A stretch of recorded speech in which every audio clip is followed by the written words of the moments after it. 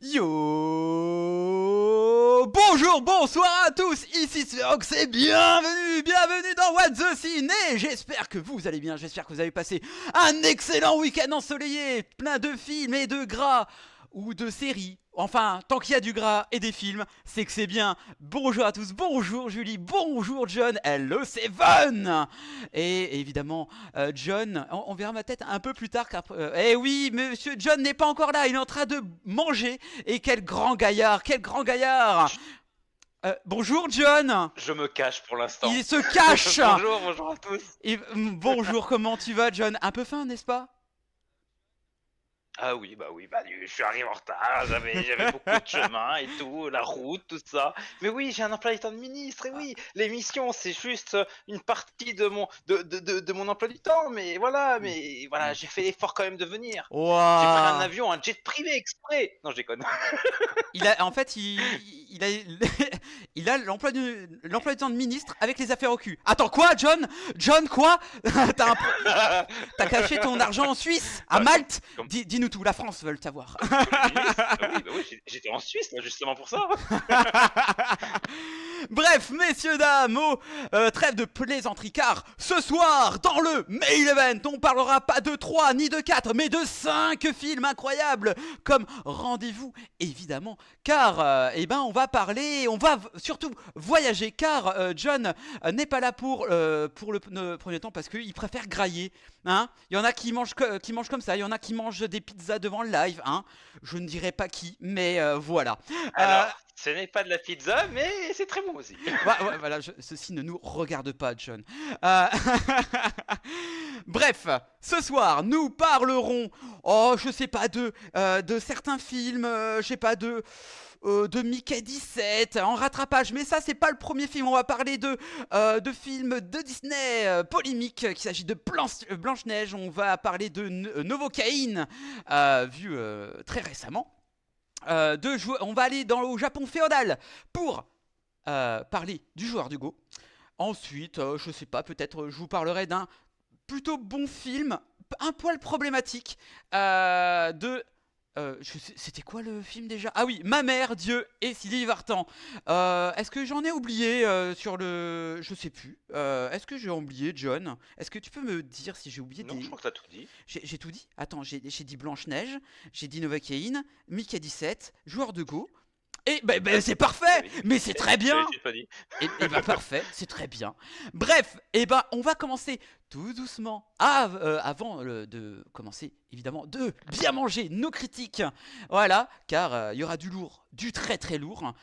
J'ai très envie de vous parler de deux actualités. Pourquoi deux? Parce que il n'y a pas grand chose, mais c'est quand même des actualités très importantes. Est-ce que je commence par Marvel ou pas? Allez, je commence par Marvel. Il y a la sphère Twitter, les fans monstres de Marvel sont contents car le casting a été levé. En tout cas, une part du parti de Avengers Doomsday que beaucoup de personnes attendent ou pas vraiment. Alors pourquoi je vous parle de ça? Alors pourquoi? Parce que ça fait grand bruit, très envie d'en parler. Oui, vous savez que dans l'émission on porte pas vraiment Marvel dans nos cœurs, voilà, hein, désolé Julie, mais parce que pour de bonnes raisons. Et là, ils vont jouer la carte vraiment du fan service à 100%. Pourquoi? Avec le casting, nous allons retrouver. Alors, vous allez peut-être pas me voir comme ça. Alors, c'est absolument normal. Est-ce que vous me voyez? Ouais, c'est bon. Théoriquement, nous avons Vanessa Kirby qui va jouer Jane Storm, Tom Holland, évidemment, Pedro, Daddy Pascal, Robert Downey Jr., Florence Pugh, Joseph Quinn, Kamala Khan, Imani Vellani. On a qui d'autre? On a Loki, on a on a les anciens X-Men, on a Ian McKellen, le retour de Magneto. Ça fait plaisir, même si c'est peut-être pas pour un bon film, on verra. On a le retour de Charles Xavier, l'ancien Charles Xavier, donc c'est pas trop mal. On a aussi le retour d'Alan Cumming qui joue Diablo dans les premiers X-Men. En tout cas, on retrouve principalement vraiment les anciens X-Men qui étaient utilisés dans la trilogie la première trilogie. Donc franchement, côté fan service, service. J'espère que ça sera beaucoup mieux desservi qu'un Deadpool X Wolverine. Voilà, qui était un peu pas très bien, on va dire. Voilà. On a quoi aussi? Bah évidemment, on a le retour de Paul Rudd, de Chris Hemsworth aussi. On a, non, sauf, on a pour l'instant, on n'a pas des, on n'a pas le retour de Scarlet Witch qui normalement on peut pas savoir. Voilà. On a tout aussi le casting bah, aussi de Black Panther 1 et 2, sauf bah, malheureusement le premier Black Panther, hein, ils peuvent pas faire des miracles malheureusement. Channing Tatum est de retour. Bref, on a du très très beau monde. Donc du coup, je sais pas si John t'as envie de d'en parler de ça. Je sais que tu Eh t'en ben, fous peut-être. moi je dis, mais après faut pas oublier parce qu'on dit, on parle fan service, mais donc les Avengers c'est quand même le plus gros morceau de Marvel. Donc je me dis pas qu'ils vont non plus gâcher ça avec du scénario mal fait et tout ça, en sachant que dans les comics, donc par rapport à Secret Wars, voir des personnages de comics donc d'univers différents, donc qu'on n'a pas l'habitude de voir et tout ça, c'est cohérent. Donc du coup, moi retrouver en fait les vieux X-Men et tout ça, pour moi ça me paraît cohérent. Après, à voir ce qu'ils vont en faire, c'est comme tout, hein. Soit ça peut être une jolie pépite, soit ça peut être une grosse déception. Mais voilà, là, le personnage que j'ai le plus de questionnement, c'est, comme tu l'as dit, il y a Loki. Or, bah, si vous avez suivi la série Loki, bah, il n'est plus censé être là. Il est un peu occupé, normalement. Je comprends pas. Donc, à voir. Est-ce que ça va être un nouveau personnage d'un autre univers? Je ne sais pas. Mais voilà, ça me fait poser plein de questions. Mais en tout cas, je suis comme toujours, les films, hein, on va dire, solo des Marvel ne m'intéressent pas trop, mais les Avengers, bah voilà, j'ai encore espoir parce que les derniers Avengers ont été exceptionnels. Donc j'ai un peu d'espoir. Voilà. Waouh, John n'est pas aigri incroyable. Waouh, j'en suis Attends, on arc-buté. est qu'au début de l'émission. Julie dit pour Deadpool, le problème était l'humour trop lourd, je trouve. Ah, mais pas que ça. Mais vraiment le côté pas de scénario du tout. Le côté non, on en a même vraiment pas du tout entendu parler. Pas du tout parlé lors de l'émission parce que c'était lors de la grande pause de What the Ciné. J'avais pas envie d'en parler parce que c'était du McDo, c'était vraiment du menu Happy Meal, c'était sympa, mais j'ai encore faim et c'est gras quoi. Enfin, enfin, bon bref, c'est pas ce que je C'était voulais. le No Way Home version Et Deadpool, quoi. c'était mieux que Noé Home, vraiment. Même si c'est pas incroyable, c'était mieux parce que bah t'avais quand même, il y avait des trucs intéressants. Ouais, Dans le mais côté divertissement, moi je parle. ouais, côté divertissement, effectivement. Mais voilà, Voilà, c'est ça. C'était du pur divertissement. mais voilà, le Loki, je sais pas, le problème c'est que encore une fois, Disney, s'ils prennent le Loki de la fin de saison, la fin de série Loki, alors soit il a fait grand bruit, Doctor Doom, soit ça va être un autre. Enfin voilà, je reste assez très méfiant. Je sais qu'ils vont jouer la cartouche facile, mais titre, je dirais, mais j'en reste. On verra. Mais je suis hypé, même si le film doit sortir dans un an et que le film a débuté il y a 2 jours. Euh, RIP les gens qui vont travailler aux effets spéciaux. Et vu que les Rousseau étaient pro IA, moi ça va me poser encore plus de soucis dans Avenger. Après, je sais que John, tu as dit qu'ils vont se péter les dents sur les IA. Je sais pas. Mais alors théoriquement, et moi je pense que Avenger ne sera pas fixé à 2026. Je pense qu'ils auront beaucoup trop de ils auront pas assez le temps pour tout finaliser le film. Soit ils le font en temps record avec l'IA, et moi ça me fait chier, mais vraiment très très chier. Soit ils prennent le temps et il sera beaucoup plus, beaucoup mieux. Enfin tout simplement. Enfin voilà.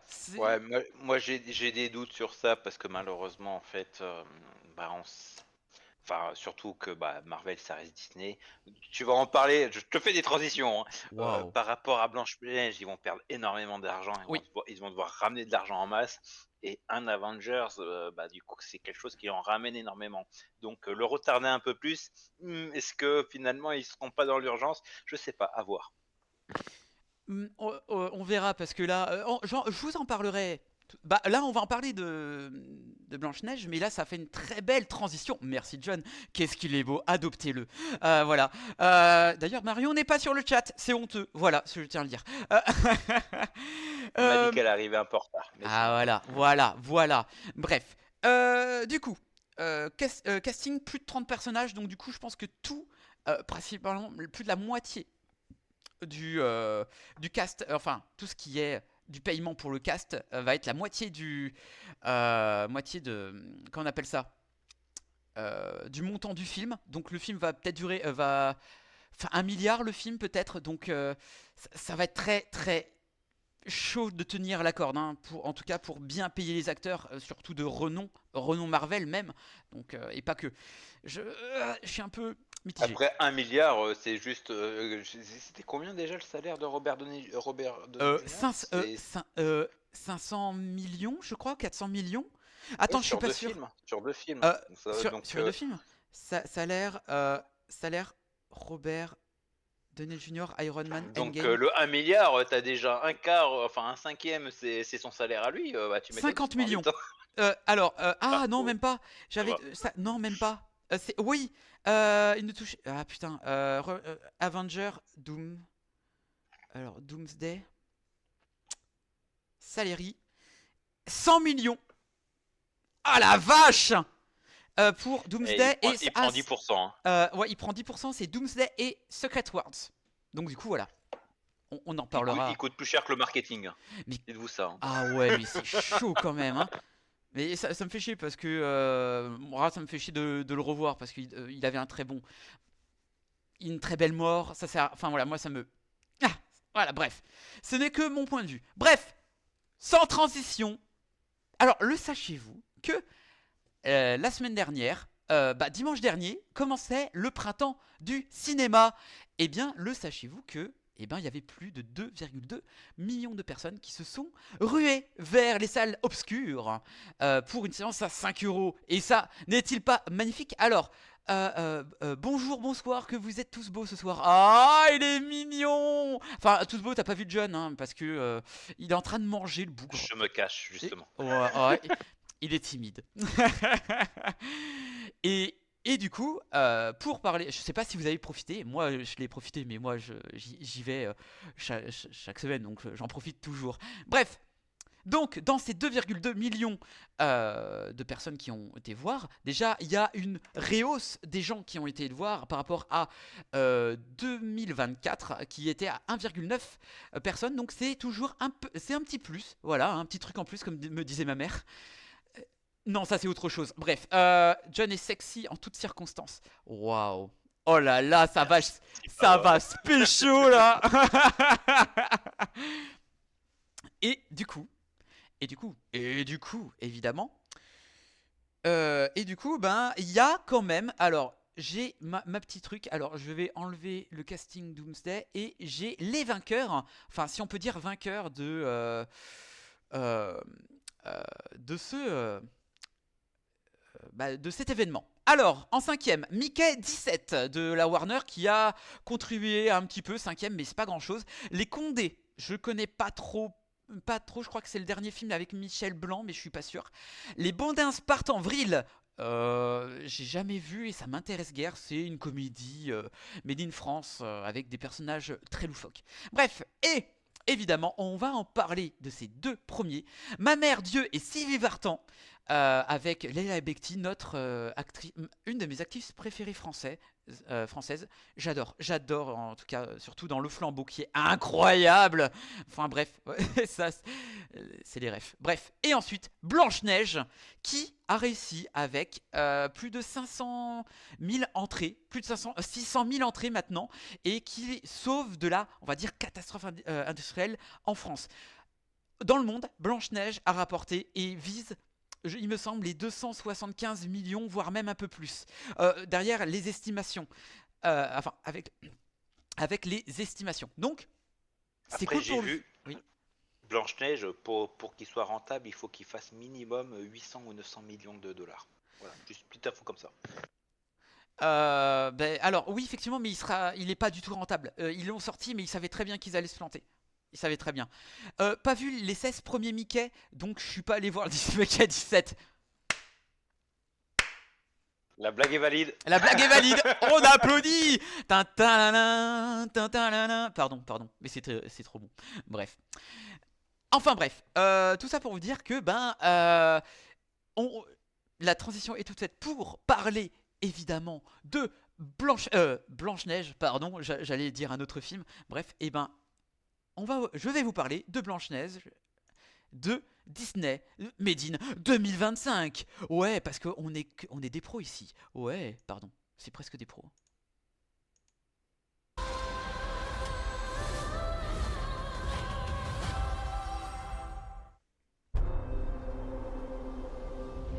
C'était le royaume de mon père. Un endroit juste et bon. Mais la reine a tout changé. Mettez-le au fer. Votre Majesté, Que viens-tu de dire? le peuple a besoin de bienveillance. Je n'avais jamais réalisé que tu pouvais être aussi impertinente. Miroir magique au mur. Qui a beauté parfaite et pure? Célèbre est ta beauté, Majesté. Pourtant, une jeune fille est encore plus belle que toi. Quand je te regarde, tout ce que je souhaite, c'est d'avoir une beauté parfaite et pure. La reine est diabolique. Vous devez fuir dans la forêt.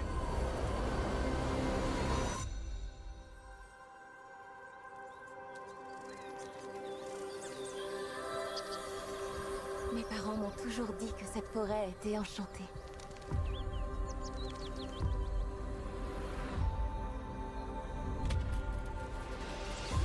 Bonjour, il y a quelqu'un?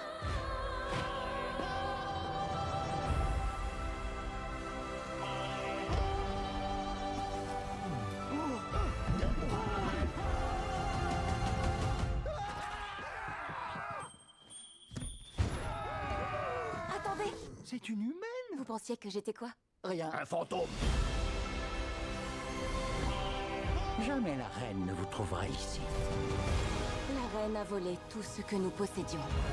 J'ai besoin de votre aide. L'heure est venue de restaurer notre royaume. Il suffit d'un... Ouais, là, alors, c'est un peu long quand même, mais on en reparlera. Alors, Blanche-Neige, alors, Novocaine, c'est l'histoire de Michael Caine et Novotel de Dijon Sud. La blague est valide, pas mal. Alors, une jeune princesse aux cheveux de jaillisse possédait de sa naissance un tel teint de porcelaine qu'elle a été baptisée Blanche-Neige. Malheureusement, sa grande beauté provoqua la jalousie grandissante de la reine qui a envoûté son père et qui a mis à feu et à sang le royaume, si on peut dire ça ainsi. Alors, il n'y a que moi qui a été le voir parce que je me suis dit, putain, mais j'ai tellement envie de défendre le film et je vois tellement de polémiques. Alors déjà, je vais le faire un peu le point polémique. Alors, il y a eu énormément de polémiques par rapport au film. Dû à quoi? Déjà aux actrices. Déjà, alors, Rachel Zegler. Eh bien, pour Rachel Zegler, elle avait dit que oui, ça serait bien de changer Blanche-Neige parce que il faut changer. Enfin voilà, elle n'aimait pas le conte de 1937 parce que ça ne va plus dans l'air du temps. Il faudrait changer ça. Ça a provoqué un tollé des gens qui veulent pas toucher à ça. Il faut pas faire ci, il faut pas faire ça. Bref, sachez-vous. Elle avait surtout dit qu'elle aimait pas de base Blanche-Neige. Oui, Elle mais aimait pas. C'est et même oui. ce qu'elle a dit. Pourquoi tu veux jouer Blanche-Neige si tu n'aimes pas Blanche-Neige? Bref. c'est ça le Alors, problème. oui, alors, wow, attends, commence pas à être écrit, attends un petit peu.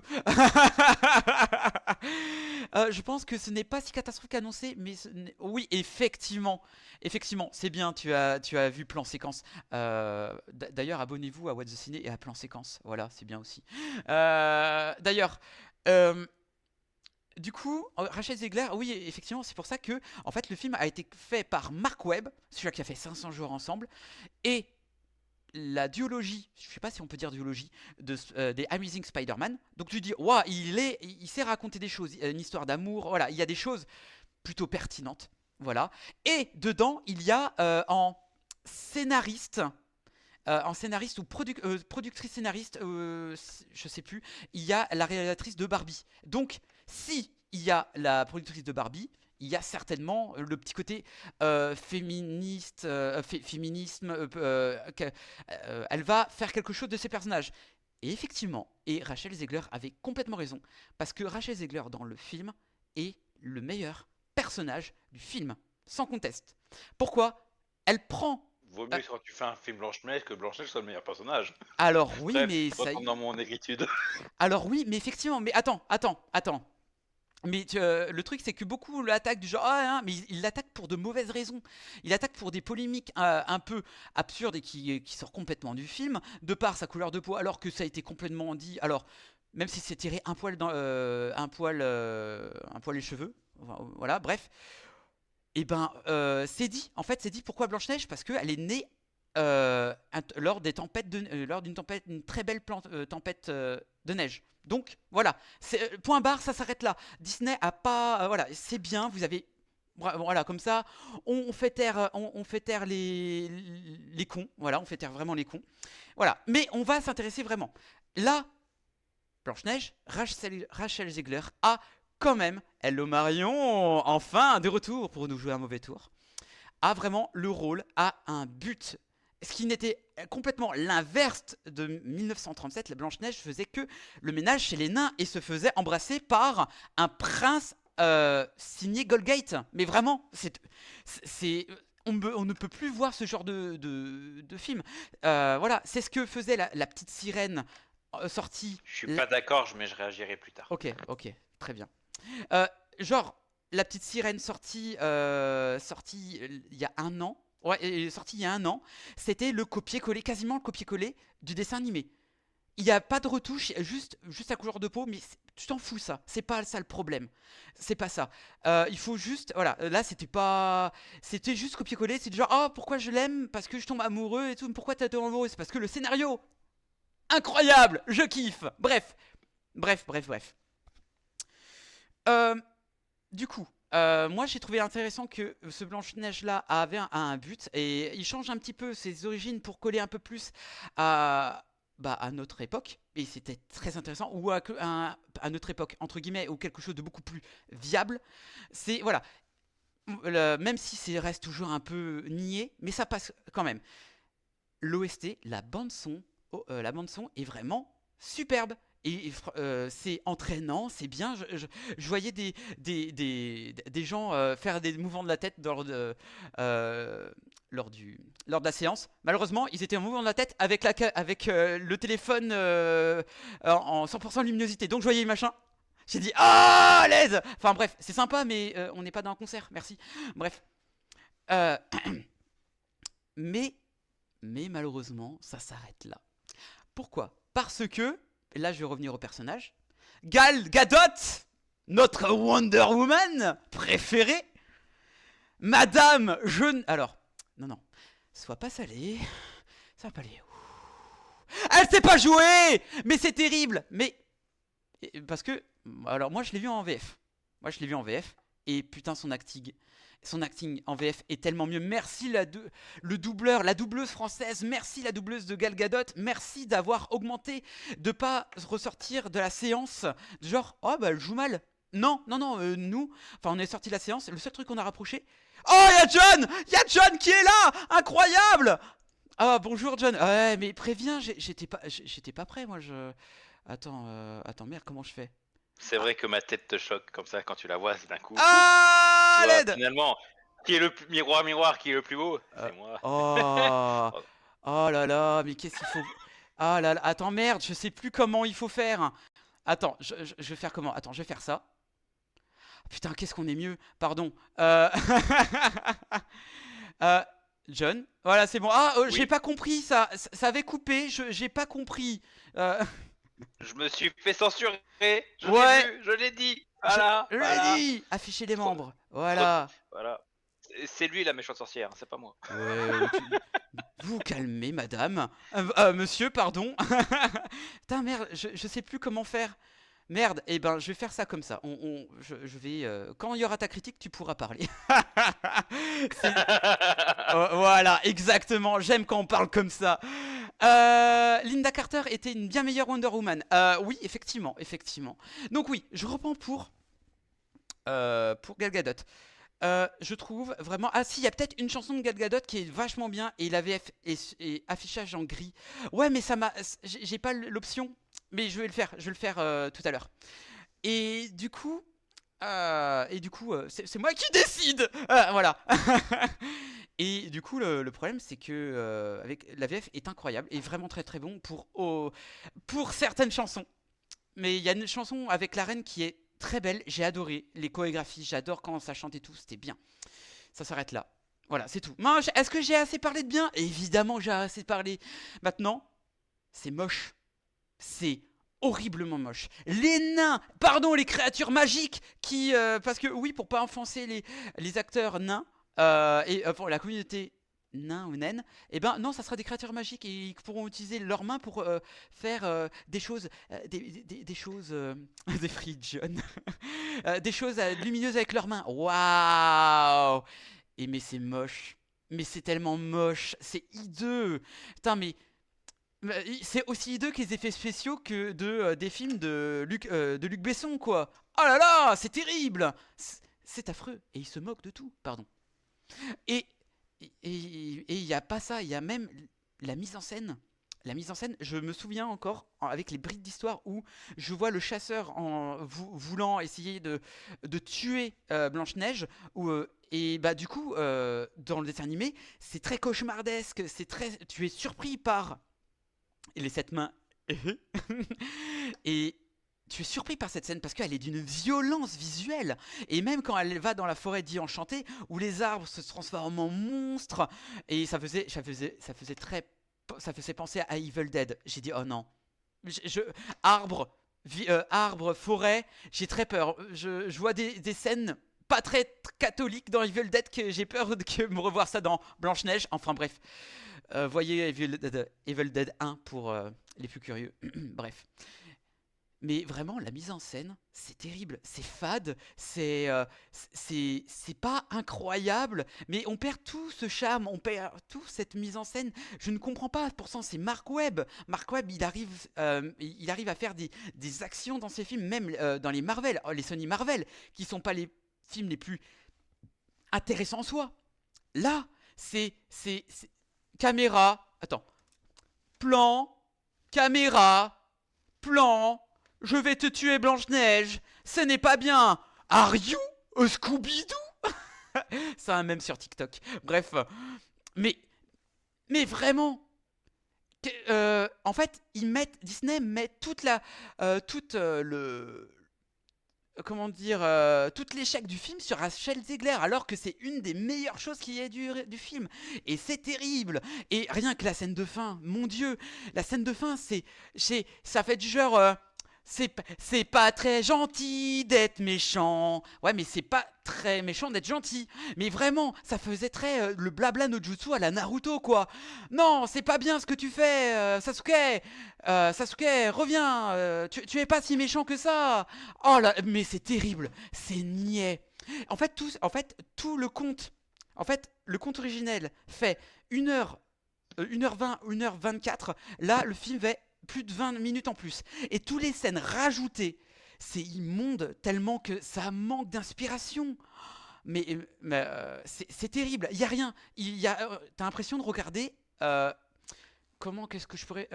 Vous voyez Naruto? C'est un bon manga, hein. Mais regardez les Naruto, les fillers de Naruto. Voilà, c'est la qualité filler Naruto. C'est terriblement mauvais. Et ça rajoute à rien. Ah, c'est terrible. Bref, si vous voulez rajouter quelque chose, John. Oui, moi, en fait, tout à l'heure, tu as parlé de, oui, en fait, le personnage de Blanche-Neige n'apportait rien dans la version originale du dessin animé. Mais en fait, je suis pas d'accord avec ça parce que le personnage de Blanche-Neige ne faisait pas rien. Le personnage de Blanche-Neige, en fait, c'est l'animation, c'est ce qui était montré qui le décrit et sa relation avec les nains, elle apportait la bonté, en fait. Elle nous était montrée comme la bonté pure, en fait. Le côté blanche de Blanche-Neige, c'était aussi le côté pureté. Et en fait, nous dire que c'est un personnage qui finalement ne fait rien que juste balayer, bah en fait non, c'est faux. C'est faux et c'est même elle est tellement pure, tellement parfaite, tellement voilà, tellement représente tellement la bonté que les animaux, que les oiseaux sont tous sont en communion avec elle. Donc C'est pas parce qu'en fait elle ne fait pas d'action directe que le personnage n'est rien, ne représente rien. Et en fait c'est ça, c'est mal comprendre et mal analyser tout ce qui est dessin animé. Parce qu'en fait, bah, il faut aussi voir ce qui nous est montré. Et ce n'est pas juste des actions, c'est aussi comment on nous est présenté un personnage, dans quel contexte, et voilà. Donc je suis pas d'accord. Voilà, c'est pour ça l'avis de Rachel Zegler, bah non, je suis pas d'accord. Bah moi je suis David avec Rachel Zegler, enfin bref voilà. Mais alors je comprends, mais là en fait quand je dis la version... Après, c'est mon côté vieux et gris, c'est que Mais c'est des oui. choses qui sont faites à mon époque, hein, voilà. Bah mais totalement, et on comprend totalement que t'es un vieux aigri, John. Non, mais c'est pour ça, moi je trouve, enfin déjà de base, enfin, comment Putain, j'arrive dire? pas à trouver. Ouais, il y a eu un Blanche-Neige et le Chasseur, je sais pas si tu te rappelles. Bah, Je l'ai c'était pas intéressant, trop voilà, vu, et j'étais déçu je crois, il me c'était semble. intéressant, c'était pas un vrai Blanche-Neige, ça changeait un peu les choses, mais les données écrites originelles. Mais c'est ça. Mais en Yes. fait, si tu veux faire quelque chose de différent, fais un univers un peu plus différent avec une autre idée, comme Blanche-Neige et le Chasseur. Mais si tu veux vraiment retrouver le mythe Blanche-Neige, pourquoi le modifier? Pourquoi changer les choses en fait? Est-ce qu'il y a vraiment besoin? Je- Est-ce que l'histoire n'est vraiment plus au goût du jour? Moi, je suis pas d'accord. Et dire ça, bah, je suis désolé, c'est comme dire, bah, dans ce cas-là, si nous refont, bah, d'ailleurs, je crois qu'il va avoir lieu, Bambi en live action, C'est déjà bah, fait je crois, non? de nous dire, C'est déjà fait il me ou je sais semble. pas, C'est si c'est c'est fait, je l'ai direct. pas vu. C'est Ok, direct sur Disney Plus il me semble. ok, bon, bah, faudra que je le regarde. Mais voilà, j'ai envie de dire, donc, je suis d'accord avec John, voilà. Et en fait, l'animation de Bambi, Allez, c'est du je travail qui, note là. encore aujourd'hui, en école de cinéma, est étudié, en école d'animation est étudié. Les plans qui ont été faits sont encore étudiés aujourd'hui. Ce n'est pas pour rien, en Ah, fait. oui je suis C'est un d'accord. chef-d'œuvre. Et modifier les choses en se disant, oui, mais à l'époque, c'était pas correct ou machin. Non, non, parce qu'en fait, il y a quand même quelque chose à raconter. C'est pas parce que ce n'est pas dit. Aujourd'hui, ok, je comprends, dans les Disney, dans les Marvel, machin, on a l'impression de parler avec des abrutis. Non, il faut arrêter de se dire qu'il faut tout montrer, tout expliquer. Le contexte dit beaucoup de choses, et arrêter de nous dire, ah bah, si vous comprenez pas le contexte, je suis désolé, c'est votre problème. Mais arrêtez de dire que le film était pourri, que les personnages étaient pourris à cette époque-là. Non, c'est faux. C'était juste que c'était montré différemment. Donc c'est pour ça que je suis pas d'accord, et que c'est pour ça que c'est une critique qui est trop facile de dire que bref, je n'aime pas en fait cette critique-là de l'ancien Blanche-Neige, du conte de Blanche-Neige. Et s'il était si mauvais que ça, je suis désolé, il aurait Alors non non, pas. je dis pas. Alors attends, je dis pas. Alors attention, je ne dis pas ce que je t'ai pas dit. Je dis pas qu'il était mauvais. Je pense que le fait qu'il réadapte l'histoire, et en fait c'est pas un vulgaire copier-coller du 1. C'est pour ça qu'il prend une autre base. Il prend quelque chose de nouveau pour pas que ça fasse un copier-coller. Alors qu'ils auraient pu reprendre en mise en scène certaines mises en scène, mais en mieux. Genre la scène du chasseur, la scène de la forêt, la scène des nains. Il y avait quoi? La scène, genre Gal Gadot, le truc de Gal Gadot. Alors, le truc, quand je dis la transformation de Gal Gadot en vieille sorcière, alors le maquillage est parfait, mais elle fait pas peur. Voilà, on manque vraiment ce petit côté visuel. C'est pour ça, je te parle seulement en termes d'histoire. Je pense que ils ont bien fait de pas faire qu'un remake tout bête live action de Blanche-Neige. Parce que Blanche-Neige a quand même cet esthétisme, à sa façon de raconter cette histoire, qui est bien. Après, ils ont voulu changer. Moi, j'aime bien cette nouveauté apportée dans le live action, mais c'est pas pour autant que ça soit un bon film, parce que c'est juste des fois des scènes soit rajoutées artificiellement pour faire un peu plus qu'un live action un peu dégueulasse, et juste refaire des scènes moches. Et alors, je te rejoins sur ça, mais en fait, on a déjà la base. Ils transforment la base pour la mettre soit différemment, ou qui est bienvenue, très rarement cas bienvenue, ou alors très mal fait. Voilà, c'est juste, je voulais en dire un peu. Voilà, c'est pas que j'étais contre le premier de 1937, mais c'est juste une version Wish qui a voulu être supérieure. C'est tout. Mais je te rejoins, c'est juste, voilà, par rapport à la base. Voilà, je veux juste pas être le plus écrit sur Moi, je cette dis œuvre. que Pawa a raison. Blanche-Neige dans l'univers de Mad Max, ça aurait été parfait. Mais ouais, featuring Furiosa. Tintin, tintin, tintin. Ah ouais, ma couronne, on s'en bat les couilles. Enfin, ah oui, ah putain, je veux voir ça. Je veux une affiche Furiosa X Blanche-Neige. Voilà. Donc voilà, c'est juste ça. Et mis à part polémique, c'est juste qu'elle s'en prend plein la gueule pour pas grand-chose et que Gal Gadot, beaucoup en parlent de son acting, alors que voilà. Moi, je suis désolé, hein, elle s'en sais que prend tu plein aimes la pas. gueule pour pas grand-chose. Ça fait, je déteste Rachel Ziegler parce que, alors, en tant qu'actrice, je sais pas, elle peut être très bien, mais je suis désolé, en dehors, dans ses interviews, elle est nulle. Mais Disney, payez-lui une formation en communication. Qu'elle ferme Mais- sa gueule. mais elle- Voilà, tu- c'est tout. mais elle est- Je suis elle est désolé. jeune. Il y a un moment, Elle est tout ce jeune. qu'elle dit. Elle a 20 ans, elle avait 20 ans lors de ce Blanche-Neige là. Elle avait 19 ans quand elle a fait Hunger Games. La jeunesse n'explique pas tout parce que tu peux former des gens. Regarde, je vais te dire un autre truc, un autre exemple au football. Des jeunes de 17 ans on sont des experts de communication Oh parce non, qu'ils sont du très très tout. tôt. Le football, il a changé. Donc non, je suis désolé. Donc non, c'est parce que elle est dans ce période. Je suis désolé, Rachel Zegler, c'était une influenceuse. Elle est dans ce mood influenceuse, réseaux sociaux, à dire n'importe quoi et tout ce qu'elle pense pour faire le buzz. Et c'est ce qu'elle a voulu faire. Sauf Ah, je que suis pas quand d'accord. tu fais partie de quelque chose comme, mais c'est ça. Je suis désolé, c'est ce qu'elle a fait. Et quand tu fais partie d'un groupe comme Disney, quand tu représentes une compagnie, tu fermes ta gueule. Je suis désolé et c'est normal que les gens l'ont détesté et je suis désolé parce que ah, les gens vont dire oui mais c'est pas que à cause d'elle, mais à la base il n'y avait pas eu qu'elle. Le projet déjà était casse-gueule, mais Disney va avoir du mal à se relever de cet échec-là. Oui, Donc je suis désolé, créer des polémiques dans tous les cas, même si le projet était casse-gueule, créer des polémiques ne va rien arranger. Donc ne la laissez pas créer des polémiques. Ne faites rien en fait, et après à côté, essayez de compenser avec les problèmes du film. Mais voilà, le problème c'est que l'argent qu'ils vont perdre, c'est pas juste un petit échec, moi, c'est des centaines d'emplois chez Disney qui vont disparaître. Et donc c'est pas juste des paroles en l'air, des paroles pour faire bien dans les réseaux sociaux. Oh la pauvre machin. À cause de ces conneries, je suis désolé, des polémiques à la con c'est pas que qu'elle ça. n'avait pas besoin de faire. C'était pas que Qu'elle ça. n'avait pas besoin de faire, il y a des emplois qui vont être supprimés. Je suis désolé, C'était moi, pas. toutes ces célébrités qui se permettent ce genre de choses, moi ça m'énerve. Voilà.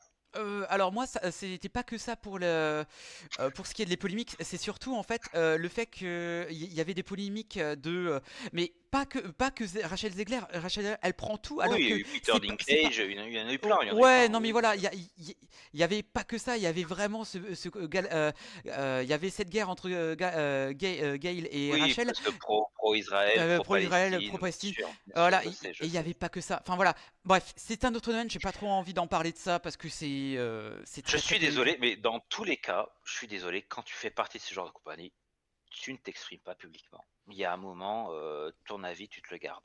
Je Putain, suis désolé. Et leur salaire, parce qu'ils ont des salaires mirobolants, en fait partie. Je suis d'accord, les gens vont dire oui, il faut la liberté d'expression. Oui, mais c'est des gens qui sont pas payés comme vous. Justement, ils sont payés pour justement protéger l'image d'une compagnie. c'est- Et s'ils ne le font pas, c'est des centaines d'emplois à côté qui sont supprimés. Donc c'est comme, je sais pas, le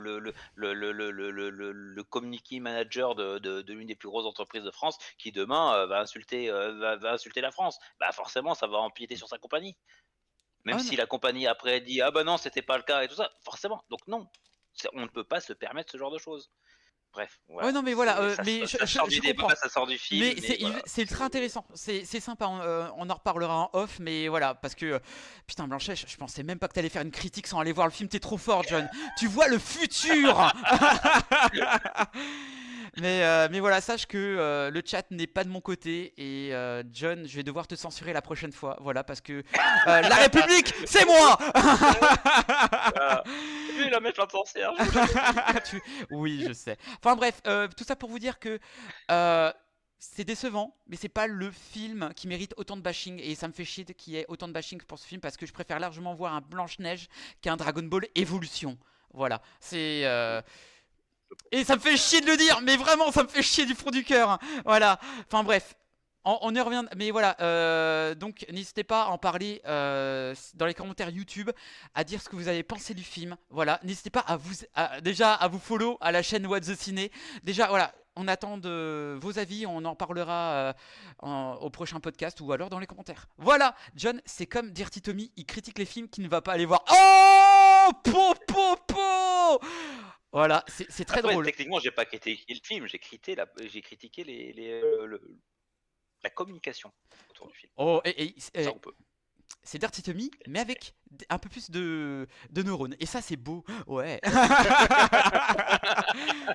Bref, messieurs, dames, sans attendre, allez quand même vous faire votre propre avis. Soyez pour moi, s'il vous plaît. Ne le détestez pas. Il est juste un peu handicapé. Je parlais de Blanche-Neige, pas de toi, John. Bon, aussi, un petit peu, voilà. Bref. Sur ce, on va changer un peu d'univers pour aller au States. Parce que, qu'est-ce qu'on s'amuse chez Trump, dis donc. Parce que, non, c'est pas celui-là, je peux pas le dire, pardon. On va parler de Novocaine, pardon. Ah non, c'est pas celui-là, c'est celui-là. Alors, c'est parti. Salut!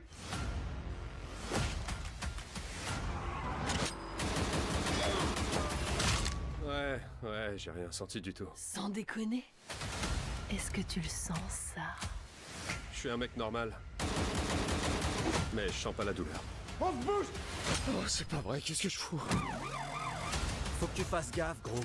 Tu peux quand même mourir. Je ferai tout pour la retrouver. C'est pas la semaine pour arrêter la picole. T'arrêtes de boire? Non, rassure-toi. J'essayais de me projeter. Vous allez adorer. Tu sais encaisser les pains. Non, mes yeux, putain! Putain! Ça, j'en reviens pas, putain, c'est dingue. Ah merde. Merde, je suis désolé! C'est pas grave, ça va. Novocaine. Au cinéma le 26 mars. Bon, est-ce que vous avez besoin de revoir? Allez, au pire, je couperai l'heure du montage. Hein. J'étais à fond. Bravo. Merci. Allez. Voilà, on refait un petit peu, je referai pour YouTube. J'étais en train... je voulais envoyer un message, mais j'ai pas pu. Sans déconner. Est-ce que tu le sens, ça? Je suis un mec normal.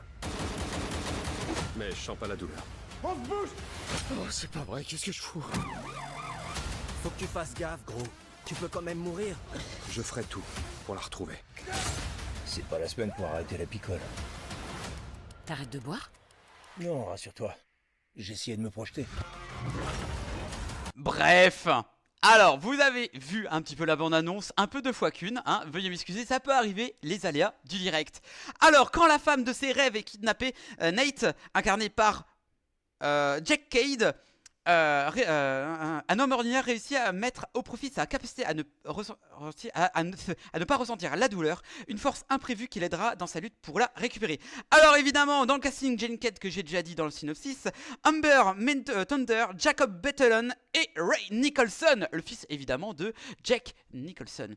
Alors, j'étais le seul à aller voir et du coup, j'ai été le voir, je crois que c'était... vendredi soir, voilà. Et du coup, qu'est-ce que j'en ai pensé? C'est surtout... Alors, c'est sur une attente. Je me suis dit, ah, ça a l'air pas prise de tête. Et en plus, ça a l'air un peu fun, un peu idiot, tu vois. Même si c'est pas le grand film de l'année, j'ai envie de prendre un peu mon pied devant une escalade de violence et de non-douleur. C'est très très bizarre. Alors, je vais être très bref.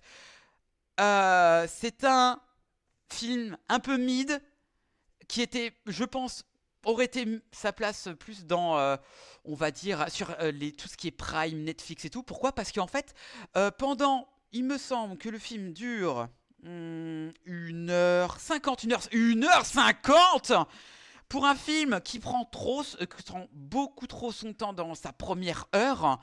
Mon Dieu, première heure où tu dis, ouais, hein, ça va plus sur... côté amour, côté ah, je ressens pas la douleur. Alors ça va ça va pas vite, c'est trop lent. On voit qu'il y a une espèce d'alchimie entre les deux personnages qui sont dans la même entreprise, qui commencent à s'aimer, à se voir et tout. Enfin voilà, une rencontre qu'on en fait plus sur Hollywood. Lol, non, on en voit déjà trop, beaucoup, beaucoup trop. Bref, c'est très classique. Le fait d'utiliser la puissance juste du scénario du genre ah je n'ai pas la douleur du jour et ben je vais te faire mal gros. Ok. Sauf que le problème c'est que malgré l'idée de base qui était bienvenue, et ben c'est mal utilisé en fait. En gros dans toutes les scènes qu'on peut voir, et ben on en voit, c'est un peu mal géré. C'est du genre, oui, on sait que tu vas avoir mal, tu vas faire quoi? Tu vas prendre tes poings, tu vas prendre tes bras et tout. Ok, tu ressens pas tu vas faire quoi en guise d'arme? Bah, en fait, il va utiliser que vraiment, pour attaquer, vraiment que ses bras, ou pratiquement. Alors, c'est bien, mais étant donné que le film se base seulement sur la violence de la non-douleur, si on peut dire ça avec la maladie qu'il a, et ben tu dis, waouh! Je veux qu'il y ait d'excellentes scènes d'action avec ce que tu peux faire avec un corps où tu ne ressens rien, tu vois. Tu vois des choses, ouais, ok, tu fais ah, c'est crade! Et sinon, ça s'arrête là. Tu vois que peut-être 7 scènes, 7-8 scènes qu'il utilise son pouvoir de héros. Mais c'est plus du genre ah ouais c'est sympa mais t'as envie d'en voir plus et en fait le film ne va pas trop s'attarder sur ses pouvoirs, il va plus aller sur un film très classique du genre ah j'ai envie de ma meuf et tout, je vais un truc classique loufoque et tu te fais chier pendant 1 heure. Mais vraiment en gros le film ne va pas au bout du concept. Exactement, il ne va pas au bout de son concept alors qu'il y avait des choses très intéressantes, genre t'avais en méchant Ray Nicholson qui a vraiment une tête de psychopathe. Alors, Ray Nicholson que j'en ai parlé il y a l'année dernière dans Smile 2 qui fait juste une apparition. Mais qu'est-ce qu'elle fait flipper! Il a le visage de son père et ça c'est un atout de naissance, hein, il faut le dire, il fait peur, voilà. J'imagine sa mère quand il voit la maternité, ah mon dieu t'as le visage de ton père, ça fait peur. Enfin bref, c'était autre chose. Bref, tout ça pour revenir que ne va pas au bout de ses concepts et ses personnages. Jacob Batalon qui joue le meilleur ami de Jake, Roscoe Dixon, et ben il est là seulement pour une scène qui va le libérer. Et il sera là juste en tant que PNJ, il ne servira à rien. En fait, l'utilisation, il est juste là pour dire vous vous souvenez de moi, j'étais le meilleur ami de Spider-Man dans le MCU. Il a déjà fait ça dans les cartes du mal, un film d'horreur sorti l'année dernière. C'était nul. Et ce film c'est pas bien, c'est pas ouf, mais c'est dommage. Ils avaient pas de l'or, mais ils avaient quand même une bonne matière pour faire un plutôt bon film. Là, c'est un film ultra moyen. Enfin, c'est triste parce que t'as quand même Jack Cade qui a son vent en poupe depuis la série The Boys, mais pas que, parce que c'est aussi un acteur, c'est fils de comédien. Voilà, désolé, je ne me rappelle plus des noms de ses parents. Il a joué aussi dans une comédie horrifique que j'ai beaucoup aimée. Je vais vous dire ça. Les films qu'il a fait, c'était Compagnon, que je vous conseille parce que j'ai adoré le film. Le concept de base était bien et allait beaucoup plus loin. C'est autre chose, mais allez voir Compagnon. Bon, il n'est plus au ciné, mais allez le voir. Clin d'œil. À ne pas le télécharger, au risque de se prendre une amende à l'Arcom. Mais ça, c'est autre chose. Enfin, bref. Je vais me faire dégommer. Bref, tout ça pour vous dire que c'est... si vous voulez aller voir, allez-y, mais vous avez vraiment envie de payer plus de 10 balles pour ce film? Non. Attendez-le qu'il sorte sur les plateformes. Vraiment, c'est pas... Jack Nicholson qui avait appris dans une interview que sa sœur était en réalité sa mère. J'étais pas au courant, on dirait un épisode de South Park là. Quoi? What the fuck? Ils sont dans le nord ou quand ça se passe? Julie, tu dis oui parce que tu vas me marave ou je vais me marave. Voilà. Je vais me faire défoncer. Bref. Donc du coup, Novocaine, c'est pas le film le plus attendu. Je passe pas un très, enfin, je passe un super moment. Je passe un moyen moment. Voilà. C'est, je dirais que c'est une levrette sans fessée. Voilà. Oula. C'est terrible. Oui, c'est vrai, le journaliste avait fait des recherches pour l'interview et c'est lui qui lui a appris. Oh, c'est dur. Oh, c'est. Oh la vache. Enfin bref, c'est terrible, c'est affreux. Enfin bref, c'était ma critique en bref de Novocaine. Maintenant, on va passer et je vais changer. Je vais changer. Alors là, c'est normal que vous voyez pas. On va passer à un autre film. Mickey 17, ça te va, mon cher Oui. Oh bah parfait. Et ben on va passer à Mickey 17. Et ben alors attendez, je vais balancer la bande-annonce évidemment. Sa mère est tombée enceinte jeune et du coup c'est la grand-mère qui l'a dit que ah j'ai dû entendre parler de ça. Ah ouais, ok d'accord, autant pour moi. Ok.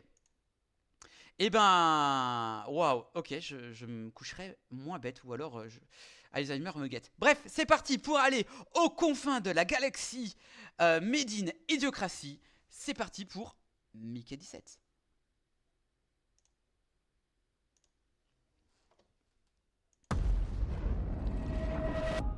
Je tournais en rond et je voulais quitter la Terre. Vous postulez pour devenir un remplaçable? Vous avez lu tout le formulaire? Ouais. J'aurais dû tout lire. Eh bien, Mickey, respire à fond. Imagine qu'il y a un virus inconnu dans l'air. Et que tu inspires toutes les particules microscopiques qui flottent autour de toi. Tous les virus. C'est bien.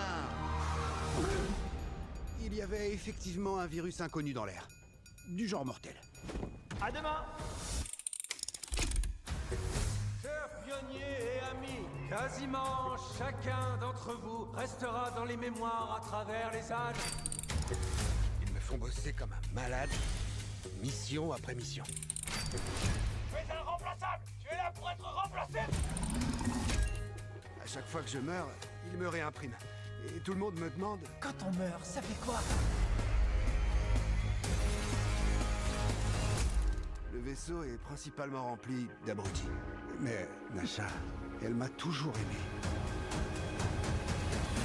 Et d'un coup, tout a basculé. On était multiples. En cas de multiple, nous exterminerons tous les individus. On commence par jeter lequel l'un après l'autre, c'est 2 fois plus de fun. On dirait pas que t'es sorti de l'imprimante. T'es juste une personne. C'est pas ta faute. C'est un combat à mort.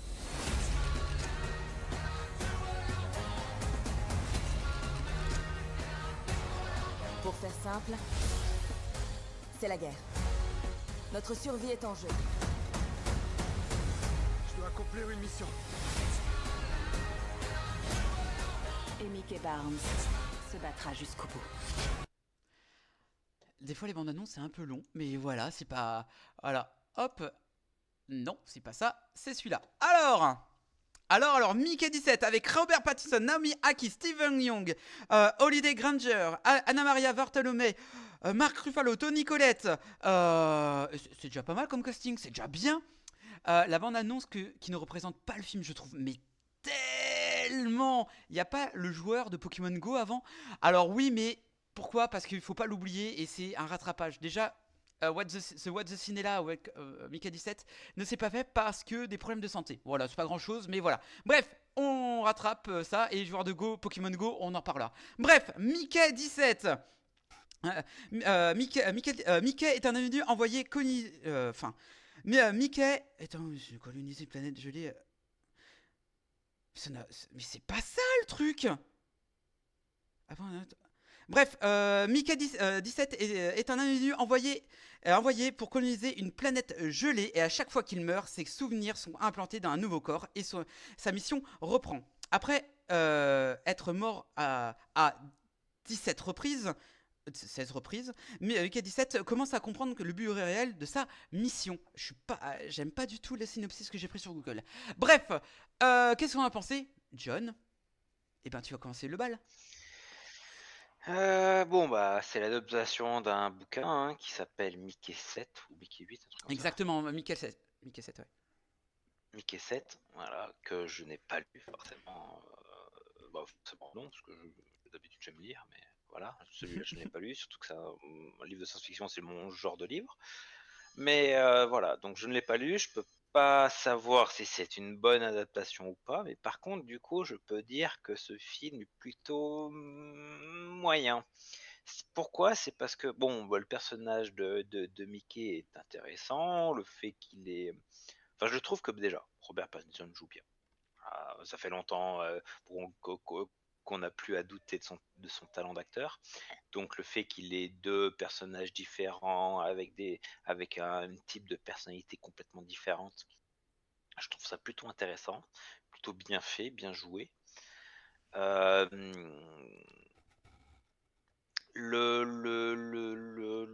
seul problème que j'ai avec ça, c'est que bah en fait c'est trop opposé, on va dire. Bon, je sais pas si dans le bouquin c'est comme ça, mais c'est presque trop cliché. Moi, c'est plusieurs fois, je me suis dit, bon, si lui réagit comme ça, l'autre, il va réagir complètement à l'opposé, et c'est le cas, en fait. Et ça m'a un peu gêné. Le gros souci de ce film, c'est qu'à aucun moment, j'ai été surpris. Par exemple, le personnage du mégalo riche, avec une ambition, voilà, avec sa femme à côté, donc joué par, j'ai oublié le nom de l'acteur, Tony Collette et Marc Ruffalo. voilà, Marc Ruffalo, merci. C'est du vu, du revu, c'est bon, c'est du classique, quoi. Après, je me dis pourquoi pas, mais en fait, moi qui aime les œuvres de science-fiction, j'ai envie d'être surpris, j'ai envie de voir quelque chose de nouveau. Et là, en fait, en regardant ce film, bah, j'ai l'impression d'avoir vu quelque chose que j'ai déjà vu 200 ou 300 fois. Bon, en fait, il n'y en a pas tant que ça non plus en science-fiction, hein. Mais je suis un peu resté sur ma faim. Il y avait des choses à explorer, hein, comme le fait enfin, ces histoires de multiples, jusqu'où ça pouvait aller. Bah, juste deux, est-ce que c'est vraiment pertinent? Est-ce qu'en fait, c'était pas plus intéressant d'en faire plus, de... Je sais pas, franchement, moi je suis vraiment ultra resté sur ma faim. Pareil, les créatures qu'on voit, donc qui communiquent d'une certaine manière, le coup de bluff, on va dire, j'ai trouvé ça vraiment presque juste facile. En fait, tout dans ce film a l'air facile, a l'air, je sais pas, j'ai vraiment eu du mal, j'ai pas accroché, j'ai vraiment, je me suis what the plat. Ça fait longtemps que je l'ai pas dit, Oh, mais en what fait the ce film est plat. plat! Ce film est plat, ne m'a donné littéralement aucune émotion. On devrait avoir un peu de pitié pour le personnage, un peu d'empathie, un moment on le voit souffrir. Il y a un des personnages justement qui essaye de l'aider en disant oui mince il est malade, mais non on peut. Bah direct il y a un autre des personnages qui veut presque le tuer en disant mais de toute façon il va redémarrer. Et l'autre non mais non c'est pas comme ça qu'il faut être. On devrait avoir de l'empathie à ce moment-là. Ça ne marche pas. Pour moi, ça marche pas parce que c'est très mal réalisé. C'est plutôt lambda en fait. Et bah, ils essayent hein, avec des jeux de caméra, avec des jeux de lumière qui sont plutôt mal faits. C'est pas. Oh. T'as- Franchement, j'ai trouvé ça plat. J'ai vraiment trouvé ça plat. Et on en reparlera en parlant de réalisation mauvaise en parlant de Jour de Go. Ouais, tu Mais m'étonnes. je m'attendais à plus. En science-fiction, aujourd'hui, on arrive à faire des choses incroyables. Si vous n'avez jamais vu, par exemple, la série The Expanse est Ah, incroyable. faut que je C'est une regarde. série. Ça n'a pas de budget quasiment. C'est incroyable. Bah, c'est du Battlestar Galactica, bon, ça commence à être vieux maintenant. C'est incroyable. Même les derniers Star Trek ont réussi à faire des épisodes, certains épisodes vraiment, vraiment grandioses. Et au cinéma, malheureusement, la science-fiction, bah, à part quelques petits chefs-d'œuvre, bah, je trouve que bah en fait ils n'y mettent pas les moyens, ils n'y mettent pas l'ambition. Donc je ne sais pas, peut-être que c'est l'œuvre déjà qui n'est pas intéressante, mais j'ai l'impression que c'est ça, c'est que le film est beaucoup dans la retenue. Donc j'ai envie d'un sens de lire le bouquin, me dire bah peut-être que bah en fait tous les moments où je me dis bah en fait c'est juste ça, ça s'arrête là, ça développe pas plus ça, ça développe pas plus ce sujet. Bah, le sujet de la romance est limite. Euh, Euh, eh, En fait, tout, la romance, la petite révolution, le personnage même antipathique du méchant, euh, tout est lancé et arrêté presque brusquement, sans vraiment enjeu, sans vraiment changement de personnalité, d'idéologie. En fait, le film n'apporte rien. On a juste enlevé un personnage de l'équation et c'est tout. Et c'est pour ça, je le trouve un peu pauvre là-dessus. Je trouve que bah, moi, la science-fiction, c'est pour ça que j'aime bien la science-fiction, c'est quelque chose qui nous permet normalement de réfléchir, de critiquer notre société, en fait, avec le prisme d'un problématique futur, voilà. Là, non, il n'y a rien. Je me questionne nulle part, rien. J'ai pas aimé. J'ai pas aimé. Ça fait pas que c'est pas que c'est un mauvais film, hein, parce que pour un divertissement, c'est intéressant. mhm. Donc je lui mettrai la moyenne, mais pas plus.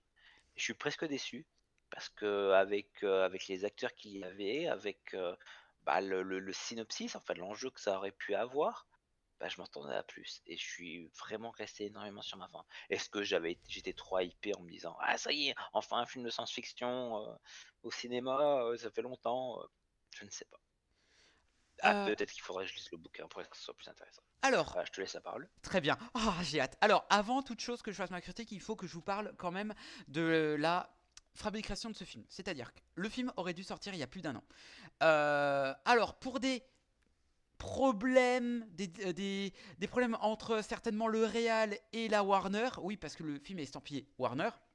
Le film aurait dû sortir en 2024 et pour des divergences. Alors, on n'a pas vraiment le comment du pourquoi, mais ça serait des divergences d'opinion entre le Real et la Warner, comme quoi, bah, vous savez que Bong Joon-ho, voilà, le Real, est super connu, est très connu depuis Parasite, mais entre-temps, il a fait The Host, The, The Memory of Murder, me semble-t-il.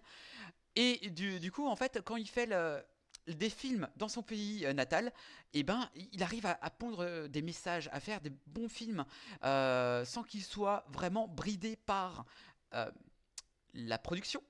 Et là, ben, on nous dit tiens, bah, Bong Joon-ho va nous refaire un film un peu à la Snowpiercer avec un casting international, mais vraiment du côté américain. Donc du coup, avec un casting en or et tout, avec bah, on va prendre le bouquin Mickey 7, comme tu l'as bien dit. Et le truc, c'est que effectivement, et je vais te donner raison, mon Dieu. Voilà, que le film est incomplet. Le film est vraiment incomplet dans certains cas. En fait, ça nous présente vraiment déjà Mickey, de ses différentes relations avec son meilleur ami, Steven Yeun, avec sa copine Arkis, pardon, j'oublie le truc, voilà, vraiment de toutes ces expériences. Alors, on nous montre beaucoup plus. Le film est un sketch. Le sketch, ah, j'aime bien. C'était vraiment un sketch. Et là, en fait, ça veut plus aller dans la satire. La satire va juste se montrer des personnes avec pas avec vraiment un abstrait vraiment pas vraiment ultra développé, vraiment une conscience pas ultra développée, c'est vraiment pour faire du genre regardez les méchants américains, regardez la colonisation, regardez Trump. Enfin, voilà, tout ça juste part d'un principe de satire, de sarcasme et de dire oui effectivement dans ce qui se passe dans le film, ben ça pourrait nous arriver. Sauf que comme je vous l'ai dit avant, le film devait sortir l'année dernière. Il y a une scène qu'il y a dans le film que je trouve, j'ai dit mais putain mais c'est pas, ils ont prévu le coup de Trump, de l'assassinat de Trump J'ai dit mais waouh. J'ai dit mais ils sont trop forts. Cette scène-là, j'ai dit mais c'est fou. Ce film savait déjà ce qui allait se passer. Enfin, j'ai revu vraiment ce genre de choses. Et en fait, Mickey 17, c'est un bon film où bah, tu vas prendre quand même plaisir de par ses sketchs, mais pas par ses personnages. Il y a un personnage, donc j'avais dit à Julie. euh, alors putain, alors il est où? Il est où? T'es où? Je vais dire, voilà. Alors, et ben, c'est toujours pas ça. Bref, il y a un personnage qui va être utilisé en termes de dualité avec la copine de Mickey 17. Et du coup, tu dis, ah, il y a peut-être moyen de faire quelque chose avec ce personnage. Ce personnage est utilisé seulement pour deux choses. Pour dire que c'est une personne, on va dire, typique, normale, qui comprend pas que Mark Ruffalo et Toni Collette sont elles sont des monstres et que Mickey, ben, c'est juste un mec paumé et tout. Alors, c'est un mec paumé, mais qui arrive, il peut se faire tout le monde. C'est un idiot avec un charisme 100%. Au JDR, quand il balance ses dés, il fait que des réussites critiques. Et ça, c'est fou. Enfin bref, sauf quand il meurt. Mais ça, on s'en tape. Bref. Et là, l'utilisation encore, et pour dire du genre, allez, bref, je suis un peu attiré par toi et tout, ça s'arrête là. Il n'y a pas ce personnage-là, alors qu'il avait une... Peut-être que dans le livre, elle a quelque chose d'intéressant, ou alors pas du tout. Mais voilà, si quelqu'un aurait lu éventuellement Mickey 7, ça serait bienvenu. Bref. Il y a un truc aussi que je trouve un peu vraiment dommage, c'est la relation entre Mickey 17 et Mickey 18. De part, on sait que il y a quand il reconstitue, pardon, le corps, le corps d'une personne décédée, et ben il change un peu la personne qui va être refaite va changer de personnalité. Sauf que il y a un truc qui me dérange. On voit les anciens Mickey du genre, mais le Mickey 1 jusqu'à Mickey 17 ressemble au trait portrait, et je te parle pas physiquement, mais vraiment le comportement se ressemble trait pour trait. Et il y a que le 18 qui est du genre, je suis la justice. Ah, salut Batman. C'est quand le Batman 2 avec Matt Reeves? Enfin bref, c'est bien, mais ça nous dit en quelques mots, oui, ça change de personnalité. Bah, ça se voit pas trop. Enfin, je veux dire, sur les anciens, ça se voit pas du tout, même. Là, tu dis, C'est trop brusque. c'est trop brusque. Voilà. Il y avait quoi d'autre? Et la relation du genre, oh, avec ma mère et tutti quanti, blablabla. C'est dit, c'est dit deux fois et ça s'arrête là. Ah, ce parfum de ma mère, ça s'arrête là. Voire même toute la dernière séquence, enfin le dernier quart d'heure, qu'est-ce qu'il est long avec le rêve et tout. Tu dis mais pourquoi il y a ça? Oui, pour prouver qu'il a changé. Non, non, il y avait autre chose. En fait, c'est une bulle dans une bulle. C'est horrible d'avoir ce genre de genre. En fait, c'était qu'un rêve. À un moment donné, il y avait un truc du genre, ce n'est qu'un rêve. Ouais, mais c'est nul. Enfin, tu perds en rythme, tu perds tes spectateurs, et c'est ultra dommage. Ça aurait pu s'arrêter enfin, t'enlèves un quart d'heure, quoi. Ça s'arrête après le combat dit final, si on peut dire un combat final. Qui d'ailleurs, je trouve que l'utilisation des bestioles était très très bien fait. Je trouve que c'est pas mal. Le fait qu'il y a le regroupement des bestioles qui faisait penser à Okja. Okja, oui c'est ça, Okja. Et ben le fait que quand ils ont un système de défense pour défendre, on va dire, la reine mère, si on peut dire ça comme ça, j'ai trouvé ça intéressant parce que on en tient un peu plus sur la planète et ses habitants. Voilà. Mais sinon, c'est loin d'être le meilleur film de Bong Joon-ho. Mais pour un film le moins bien, il est plutôt bien élevé, tu vois. C'est par rapport à un film. Bon divertissement. C'est un bon divertissement. Vraiment, c'est meilleur que, je sais pas, Captain America, par exemple. C'est meilleur que Novocaine. C'est meilleur que Blanche-Neige. Enfin, voilà. Ah non, pour le coup, j'ai bien vu l'intérêt des monstres. Ah oui, non, mais je suis d'accord. J'ai pas bien vu l'intérêt des monstres. L'humanité, c'est vrai. Moi, c'est là où je suis d'accord avec elle, c'est que bah, malheureusement les monstres, c'est pareil, c'est comme tout le reste, ne sont pas assez bien développés. Oui, C'est-à-dire que on voit qu'il y a quelque chose qui aurait pu être oui, apporté, je suis mais en d'accord. fait c'est trop Ah oui, non, rapide, mais je suis trop d'accord. facile. Je suis d'accord, mais en fait, sur l'aspect du camouflage et tout, j'ai trouvé ça bien. Mais sinon, le reste, faut juste que je m'explique mieux, c'est peut-être pour ça. Mais pour le reste, ça reste très plat. Ça reste très, du genre, très cartoonesque. Alors, on Oui. rigole, mais c'est juste un sketch. Le film est un sketch et ça reste de la satire et ça oublie complètement ses personnages et le multi-aspect du film. Voilà. Mais voilà, je comprends peut-être que je m'explique. Voilà, faut que je fasse plus dans les détails. Voilà. Ah non, pour le coup, j'ai bien vu. Ouais, oh, oh. Perso, j'aurais mis Mickey avec Blanche-Neige dans l'univers de Mad Max. Oh, mais c'est génial! Ah non, c'est pas ce Mickey-là, pardon. Ils auraient dû approfondir la relation entre les Mickey. Mais tellement, tellement. Oui. Ah, maintenant, je vois Mickey avec la Rolls-Royce avec Furiosa. Oh, allez, on va aller Mickey leur mère. Pardon. Pardon. Je suis fatigué. Bref. Bref, donc voilà. Est-ce que tu voulais en rajouter avant qu'on passe à joueur de Go, mon cher? Non, je suis un peu déçu et voilà, bah bon, bah comme on dit, je savais pas qu'il y avait eu une mauvaise entente entre les producteurs et les réalisateurs. Ça explique plein de choses, Ça hein, explique malheureusement c'est beaucoup de toujours choses. la même chose, hein, allez voir fucking Kassovitch, hein, la liberté à Hollywood elle est inexistante et ça bride tellement les réalisateurs. Et voilà. Si vous connaissez pas ce problème là-bas, bah voilà, et comme on dit, bah, même un excellent réalisateur, bah, comme lui, bah, finalement, bah, n'a pas réussi à faire son film Mickey Mouse. Après, est-ce que voilà, est-ce que du coup l'œuvre originale est meilleure et qu'il a été bridé, ou bien est-ce que bah du coup c'est l'œuvre qui est de base pas assez bonne et qu'il a voulu faire des améliorations qu'il n'a pas eu le droit, je ne sais pas. Faudra lire. Ceux qui le lisent me diront. Mais oui, et d'ailleurs, Mickey 17 est un énorme bide, plus que Furiosa, plus que d'autres films sortis Après de l'année dernière. Furiosa, c'est pas fou. Oh!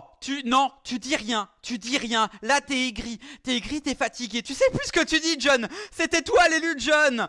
Tu devais. Fury Road était bien, mais Oui. pas Furiosa. Ouais, mais Furiosa, j'adore. Hollywood, les films appartiennent aux producteurs et pas aux réalisateurs. Donc, c'est pas étonnant. Ben oui, et Oui. c'est ultra triste. C'est C'est ça, vraiment très très malheureusement. triste. Donc, du coup, voilà, parce que l'argent. Et donc, le film est maintenant disponible, me semble-t-il, bientôt disponible, me semble-t-il, sur Max. Donc, du coup, NordVPN, vous-même vous savez, ou alors d'autres sites faisables. Voilà, clin d'œil, clin d'œil. Bref, maintenant, on va passer au Japon féodal. Et oui, on revient sur Terre, incroyable, après avoir parlé de choses. Mais maintenant, on va parler de choses japonais en mai. Et c'est parti pour la bande-annonce de Joueur de Go.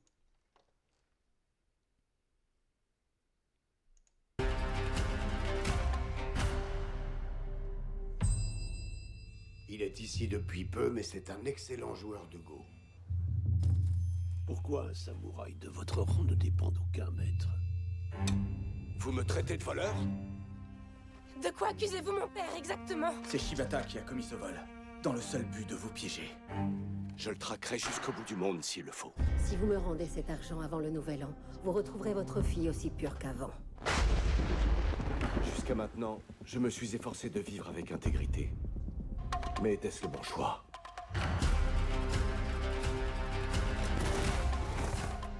Shibata avait des sentiments pour votre épouse. Il est trop tard pour revenir en arrière. Je ne pourrai jamais vivre avec un tel déshonneur. Monsieur, relevez la tête s'il vous plaît. C'est ainsi que font les vrais samouraïs.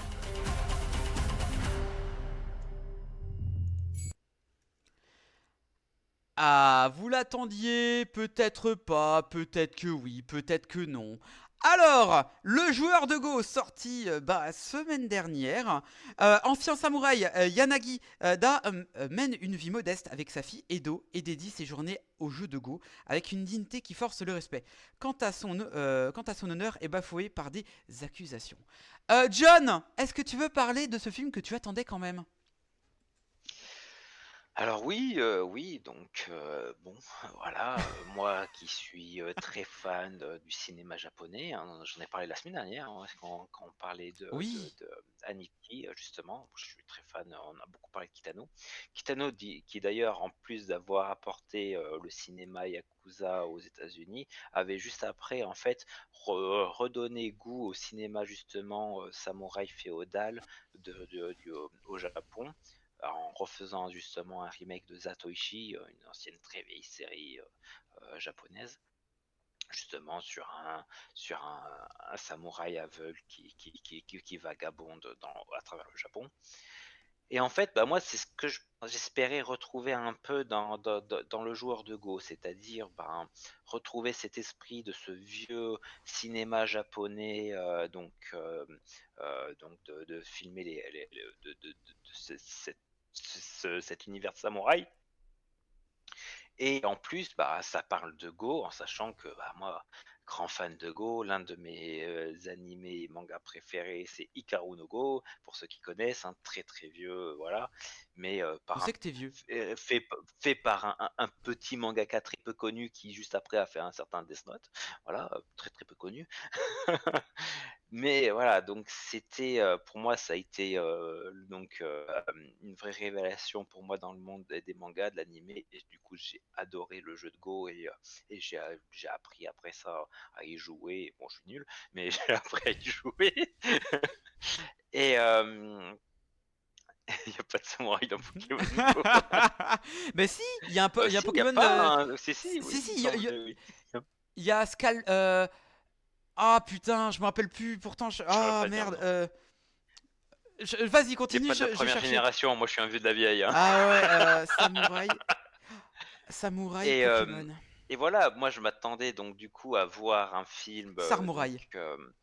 donc qui du coup a un aspect donc un peu Ronin, un peu vagabond, que je retrouve bien, hein. Il y a la deuxième partie du film, c'est un peu ça, que ce côté-là je le retrouve bien, je le trouve assez intéressant, c'est presque le seul point positif du film. Mais le côté jeu de Go, bah, malheureusement, je le trouve très très mal exploité. Et comme je dis, bah, une série d'animation de 99, Ikaru no Go, faisait bien mieux que ce film-là. Et je trouve que en fait, c'est juste mal réalisé. Genre, par exemple, les plans de jeu de Go, bah, on va te montrer le plateau, donc l'Igo, filmé vraiment de manière où le jeu est très peu visible, très peu, voilà, très mal expliqué. Donc en fait, c'est juste tout souvent un personnage à côté qui va dire ah bah il y a un peu plus d'avantages pour lui, un peu plus. Mais en fait, on nous explique pas ce qui se passe. On essaie de nous faire ressentir l'intensité de ce qui se passe avec l'émotion des personnages, mais ça marche pas, ça colle pas, il manque un truc parce qu'il nous manque les explications. Et il n'y a pas besoin de connaître le Go pour savoir l'expliquer et savoir faire comprendre les enjeux qu'il y a dans une partie. Et comme je dis, une série vieille comme Ikaru no Go de 99, il y arrive très bien. Et c'est une série d'animation. Donc je ne comprends pas pourquoi un film comme ça n'a pas pu s'en inspirer. Il y a autre chose, c'est que les personnages, je les trouve un peu lents, mal développés, trop simplistes, Oh là là. extrêmement simplistes. C'est-à-dire que on sent qu'ils cachent des choses, mais on découvre réellement le pourquoi le personnage il est si on va dire énigmatique, si froid, on va dire qu'il s'attache si peu bien plus tard avec ce qu'on apprend sur sa femme. Et encore, on va dire ça, ça devrait être un moment qui qui nous donne de l'émotion, dont on va être empathique envers le personnage. Mais pas du tout, parce que on va nous montrer ça. L'effet, par contre, je vais dire un autre truc, l'effet rétro en mode VHS pour le flashback, ça, je trouvais ça intéressant. Ça C'était c'était une bonne bien. idée, très bonne idée, très bonne idée. Mais à part ça, donc à part voilà, ce petit côté intéressant visuel, bah, en fait, c'est tellement court, c'est tellement mal joué, mal. Enfin, on parle d'une femme que finalement on voit sur l'écran quoi, 2 secondes. On devrait avoir de l'empathie pour une personne qui n'existe pas. Je comprends pas. Et en fait, c'est là où j'ai du mal avec ce film. C'est que il veut poser les choses, mais alors il est très lent dans le Oh la vache. dans la construction de l'histoire, mais il est lent dans ce qui n'est pas intéressant et dans ce qui devrait être intéressant et ce qui devrait poser les enjeux du film, il est beaucoup trop rapide, voire même presque inexistant.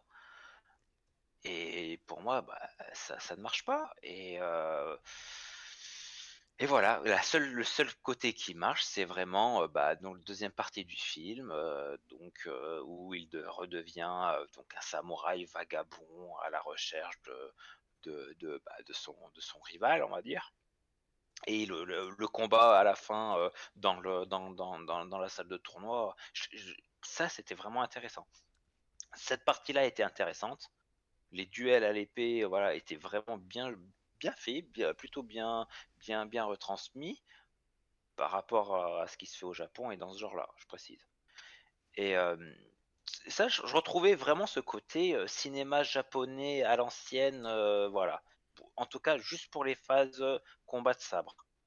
Pour le reste, malheureusement, bah, le film est assez pauvre. Et même bah, le côté moralisateur du ah bah l'honneur, le respect, ah bah lui il avait aucun honneur donc je le tue et eux bah ils ont de l'honneur machin bon bah je les ai pas. C'est presque trop cliché, en fait c'est décevant. J'aurais préféré que ça finisse mal. Ah Là putain, mais même la fin oui. est décevante. Ah mais J'aurais oui. préféré que ça finisse mal. Le film aurait tellement raconté plus de choses comme ça. Et non, bah voilà. Je, je suis un peu déçu du film et j'en attendais plus. Et bah il va pas, comme Mickey 17, il y a des idées, on voit que ça pourrait aller plus loin, mais c'est pas exploité et ça s'arrête brusquement, sans rien faire, sans rien développer. Bon, pareil, on voit vite fait le, le, le, le monde enfin le quartier des plaisirs, c'est vite fait, on voit vite fait les côtés obscurs de ce monde-là, mais c'est juste un tout petit passage, un tout petit exemple, et hop, on n'en parle plus, et après, finalement, et regardez, finalement, même ces gens qui sont horribles sont plutôt sympas. En fait, c'est soit tu vas dans un sujet jusqu'au bout, soit tu y vas pas, ça sert à rien. Et voilà, c'est tout le film, c'est ça, et je suis déçu. Il y a que les combats au sabre qui sont intéressants, Ah et et encore, t'es malheureusement, c'est gentil, hein. quoi 5 minutes du film. Même pas, même pas. Et voilà, mais franchement, je suis déçu. Je m'attendais à voir quelque chose de bien. Et pareil, niveau fusil de Chekhov, la partie de Go, hein, Oh là, ouais. l'apprentissage au début mon Dieu, et je suis désolé hein, pour ces soi-disant experts de Go. Bref, se faire avoir comme ça, bon, hein, c'est pas du Hikaru no Go. Je vous dis qu'il y a des parties beaucoup plus intéressantes. Allez voir la série d'ailleurs, si vous avez jamais vu Hikaru no Go, Alors, c'est un des meilleurs mangas jamais fait. Voilà. Je vais reprendre la main et du coup je vais devoir faire encore une comparaison. Pourquoi comparaison? C'est parce que ce film-là m'a fait penser à une série Netflix avec Anya Taylor-Joy et vous savez, je crie tout mon amour pour Anya Taylor-Joy qui s'appelle Le Jeu de la Dame. Le Jeu de la Dame, ça raconte vraiment l'histoire d'une petite fille qui est accro au jeu d'échecs et qui va aller vraiment faire sa carrière à l'international. Et le truc, c'est que dans ce film, Anya Taylor-Joy, tout comme notre héros du film, peut être antipathique parce que elle a ses démons. Elle est un peu antipathique, elle comprend pas, elle veut vraiment jouer et elle se drogue et tout. Mais de part, il y a quand même une avancée. Et on comprend pourquoi elle a ses démons. Là, c'est juste parce que je suis Dark Sasuke. Personne peut me comprendre. J'ai aimé une femme et je suis un Jedi corrompu. Merde, je suis un ex-samouraï banni. Ah mon Dieu, je suis tellement triste avec ma fille et je picole pas. Non, je m'éternise sur des jeux de Go, Pokémon Go. Non, ça c'est autre chose. Bref. Et le fait de voir ces comparaisons, de savoir que dans le Jeu de la Dame, bon, c'est une série certes, mais au moins, sans trop t'expliquer, tu savais, tu t'étais à fond. Il y avait vraiment un espèce de match, ça allait vite, ça allait bien, on t'expliquait bien. Même si tu comprenais pas les duels d'échecs. Là, le Go, tu comprends pas trop. t'essayes. Alors, je comprends pas, toujours pas, mais il me semble que tu dois encercler les plombs, Oui. les pions. Prendre du territoire, c'est ça. Voilà, prendre du territoire. Voilà, mais je sais pas comment. Voilà. Enfin, bref, voilà. Bref, déjà, il y a ça. Attendez, alors attendez. Moment à Tchoum. Pardon. À tes souhaits. Il y a Merci. un petit côté Mickey dans ton éternuement. Ou Mario. Je saute pour des pièces. Oui, Mario, oui, Mario. Et le fait d'avoir ce rythme lent et tout, je me suis dit, putain, non. C'est vraiment un film typique asiatique qui prend trop son temps, qui va pas du tout me plaire. J'ai dit, bon, c'est pas grave, peut-être que ça va prendre. Je comprenais pas que pourquoi il y a cette espèce de mafieuse qui gère les pas les gourgandines, Quartier des plaisirs. les quartiers des plaisirs qui est là. Tu comprends pas pourquoi il doit payer. Est-ce que il a payé son loyer? Pourquoi il est comme si. En fait, ça prend trop longtemps. Il est samouraï, mais il est vraiment. On s'en fout de lui, même s'il meurt, machin. Même sa fille est antipathique, mais tout le monde est antipathique. C'est terrible. On veut, je sais pas, apprenez-nous quelque chose. Faites quelque chose avec les parties. Là, c'est long, c'est lent, c'est chiant. Ah, mais mon Dieu, le rythme, pas du tout effréné, et je ne comprends pas pourquoi. Je vois les notes, et on en parlait dans le podcast, écoutez le podcast, de tout ce qui est les sites de notation. Je vois un site de notation qui est Allociné, qui est à 4 sur 5. Je vois un autre truc, un petit peu asiatique, qui est à 4,9 sur 5. Critique ou spectateur? J'ai vu le tout pro, je crois que c'était critique. Je crois que c'est critique, hein. Je suis pas sûr, mais voilà.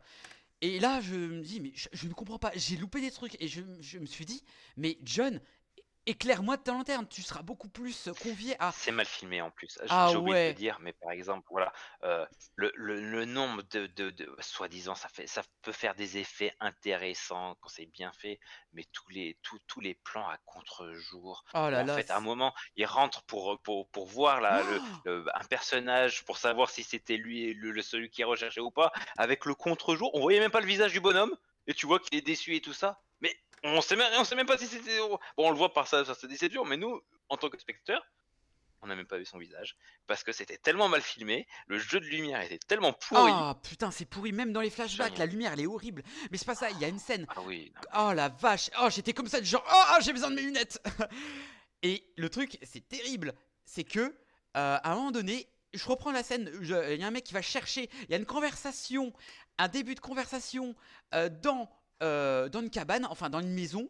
Et une phrase après, il continue la conversation. Mais après, les deux personnages se téléportent. Ils sont à l'extérieur. Je dis, attends, quoi? On s'est regardé avec un spectateur, bref, un lambda. On comprenait pas. Les deux personnages, ils ont eu le pouvoir de téléportation quand ils blablataient. J'ai dit, mais waouh, c'est quoi ça? J'ai jamais vu ça. Cette erreur. Mon Dieu, terrible erreur. Enfin bref, le joueur de Go, c'est juste un samouraï qui adore machin, et il veut laver son honneur. Donc pour laver son honneur, il peut fendre sa fille. Et pour une erreur de merde. Mais vraiment, juste. Ça a tellement aucun sens. Oh, c'est nul. Mais c'est terriblement nul cette résolution. Ouah, c'est une résolution à la Marvel, quoi. Oh là là. Ah non, c'est une résolution au film DBD. C'est du genre DBD, film Dragon Ball. C'est du genre, ah mon Dieu, je vais me faire battre et tout. Je me fais battre. Ah mais attends, c'est vrai, je peux me transformer. On est à la même hauteur. On est à la même hauteur du genre, ah mon Dieu, je vais mourir. Ah mais je peux me transformer en Super Saiyan.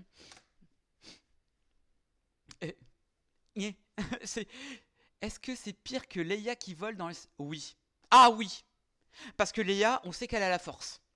Là, non mais vraiment, je préfère voir 100% Leia qui a le pouvoir de la force en version Superman, voilà, que plutôt ce genre de choses ignobles. Ça c'est vraiment un aspect scénaristique. Ça c'est l'aspect... ça c'est vraiment l'aspect du amateurisme. Vraiment de la faute d'amateur. Enfin bref, moi je trouve ça... Bref. Je n'ai pas précisé, mais c'est tellement mal écrit que même le mariage à la fin n'a aucun sens.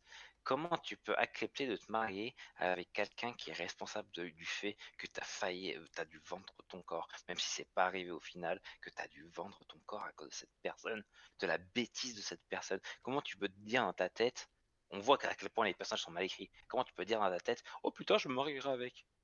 Je suis désolé, à un moment. Voilà, je ne dirai rien. Rien de plus. C'est tellement mal écrit, les personnages n'ont aucun sens, l'évolution des personnages n'a aucun sens.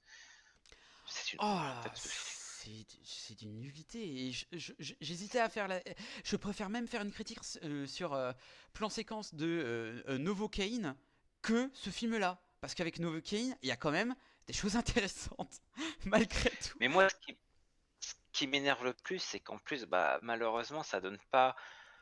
Bah voilà, là aujourd'hui, donc le cinéma japonais peut être mis en avant avec des films comme ça, et malheureusement, ça ne fait pas honneur à ce que c'était.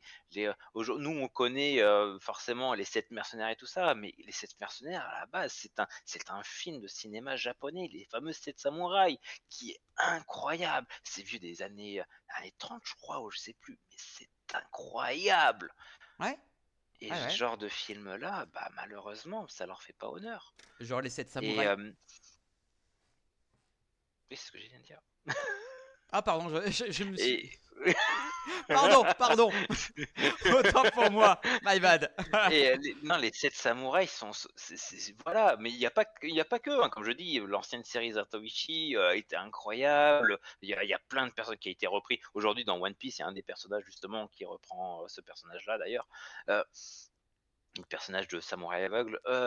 Mais voilà, il y a plein de choses qui sont restées dans cet univers japonais, de ce cinéma féodal japonais, qui était vraiment du pur bonheur, qui s'est perdu malheureusement, qui disparaît de plus en plus, et les films qui devraient lui remettre de l'honneur et le refaire revenir, et en devant de la scène en plus, parce qu'il arrive à être diffusé à l'international, bah, là, malheureusement, bah, il va bider.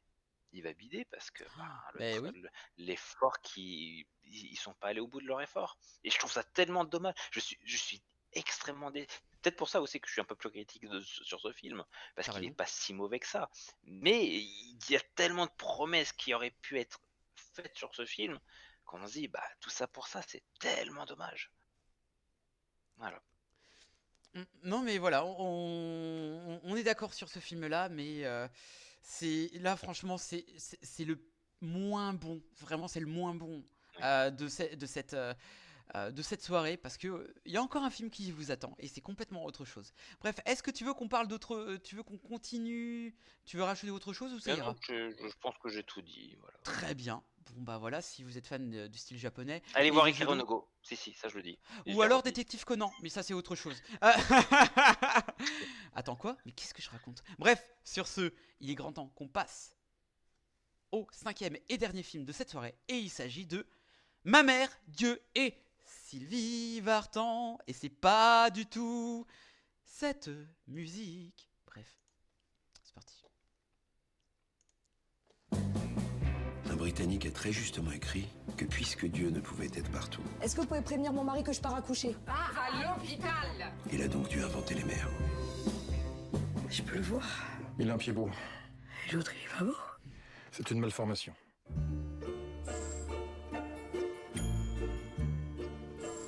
Votre enfant est handicapé.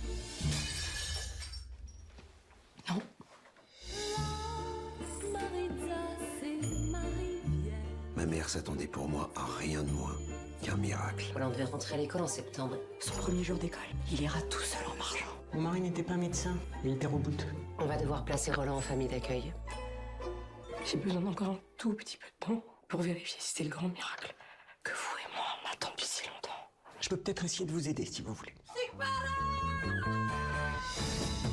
Il faut que Roland soit bien concentré sur une seule chose. Qu'est-ce qu'il aime, Roland? Roland, ça fait 20 fois que tu la mets celle-là, arrête s'il te plaît. On vous prend tout. Tout ce que vous avez sur Sylvie Vartan. Tu parles à personne dans le métro? Pourquoi tu me dis de pas parler à des inconnus dans le métro? Pourquoi? J'ai 27 ans, maman. Je sais pas pourquoi tu veux absolument parler à des inconnus. Jamais tu n'arriveras à te défaire de cette femme. Pourquoi tu ninges ta mère? C'est très dur pour elle. Laisse-lui juste le temps de couper le cordon. Arrête de t'immiscer dans tout. Arrête de t'immiscer dans la vie de mes enfants. Arrête. Tu vas avoir un mariage fabuleux. Tu vas avoir des enfants fabuleux. Tout pour toi sera fabuleux. Je te donne ma vie.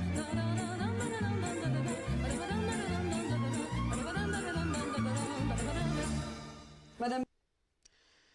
Ah, le dernier film, et peut-être que vous l'attendiez ou pas. Alors, la question est surtout, est-ce que Cohen arrive enfin à sortir de bonnes performances d'acteur? Réponse dans quelques instants. Alors, en 1963, Esther met au monde Roland, petit dernier d'une famille nombreuse. Roland naît avec un pied beau qui l'empêche de se tenir debout, et sa mère fera tout ce qu'il faut pour qu'il ait une vie normale. Alors, ce film-là, je tiens à signaler que Leila Bekti, qu'est-ce que je l'aime. J'aime ce bout de femme, j'aime cette actrice, j'aime vraiment quand elle arrive à illuminer de sa prestance, de son jeu, vraiment elle sait tout jouer, et là elle joue vraiment la mère dit un peu toxique. On y reviendra pour la toxicité et de l'amour profond qu'elle a envers son fils qu'elle veut surprotéger. Surprotection, je connais aussi. Et du coup, voilà, gros coup de cœur pour Leila Bekti qui mérite tellement plus, qui mérite tellement d'amour. Enfin voilà, je dis ça vraiment parce que voilà, c'est mérite. Bon, bref, avec Leila Bekti, Jonathan Cohen, Sylvie Vartan, Joséphine Japy, Jeanne Balibar, Anne Lenny et Milo Machado Graner qu'on a vu dans... Allez John, c'était ton film de l'année 2023. Oula, Anatomie d'une chute. Voilà, c'était le gosse aveugle. Voilà, c'est. Voilà. Et d'ailleurs, on le voit dans plusieurs films. Je l'ai déjà vu dans Mercato. Malheureusement, c'est de la merde le film. Bref, pardon. Excusez-moi. Bref, qu'est-ce que j'en ai pensé? En fait, c'est pas que je suis mi-figue mi-raisin. Alors, on va dire que ce film est en deux parties. J'ai adoré la première partie de tout ce qui est de l'enfance de Roland avec sa mère. C'est vraiment sa mère, même avec qui essaye de tout faire malgré tout pour pas que lâcher la garde de son fils, parce qu'elle elle essaye de tout faire pour qu'il ait une vie le plus normale possible, etc. Et force de sacrifice, elle va plus ou moins réussir, et vraiment ça va être très touchant. Vraiment cette relation ultra fusionnelle qu'ils ont ces fils est très un peu spéciale, parce que de par ce film est basé, je crois, sur un livre, voire même une histoire vraie, et basé, attention, hein, tout n'est pas vrai dans le film, et du coup je vois que cette relation est très très bien amenée. On voit que je vais dire encore, mais Leila Bekti crève l'écran. En tout cas, elle crève l'écran durant à peu près toute sa jeunesse dans le film. Voilà, parce que c'est un film qui va s'étioler sur 40 ans, il me semble. 30-40 ans. Et c'est beau. Enfin voilà, il y a des choses très, très belles qui se passent. Et la chose qui est belle, c'est que ce film n'est pas réalisé par un